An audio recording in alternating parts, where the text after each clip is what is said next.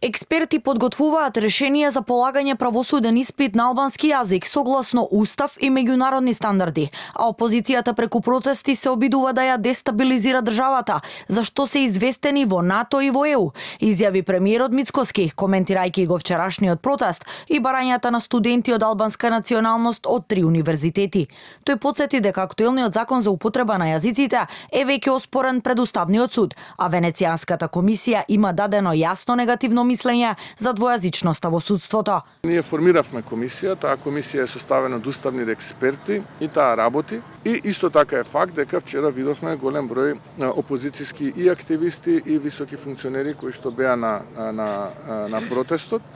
И на тоа му дадоа и политичка конотација. Ние за тоа ги информиравме нашите сојузници и во НАТО, но и нашите сојузници во рамките на Европската Унија за обид на опозицијата да на одреден начин направи дестабилизација и мислам дека тоа не најде на одобрување од страна на високи представници на меѓународната заедница. Опозицијската СДСМ пак проблемот го гледа во владата и премиерот Мицкоски, кои според нив се инспиратори на поделби. Дефинитивно треба да се најде решение за да може секој да ужива во основните човекови права и онаа што е согласно закон. Меѓутоа, онаа што е проблем и што главни инспиратори на сите овие поделби се токму Мицковски и владата, да му препорачуваме најпрви тој да се пријави и во НАТО и во ЕУ, затоа што тој ја дестабилизира состојбата во државата. Легитимно е да се протестира, но не и да се прави злоупотреба на протестот за политички цели, што нема да го реши проблемот на студентите, сметаат дел од познавачите.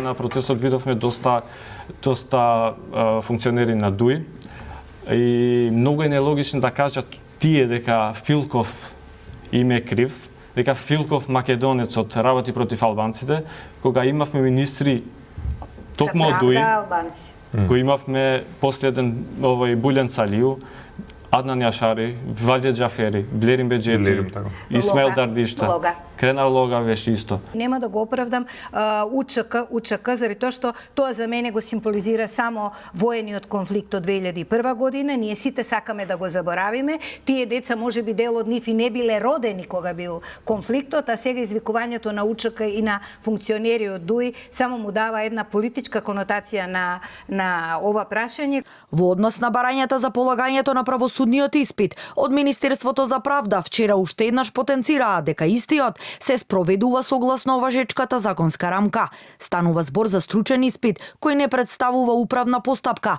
туку механизам за обезбедување на квалитет и стручност во правосудниот систем, посочија меѓу другото од Правда.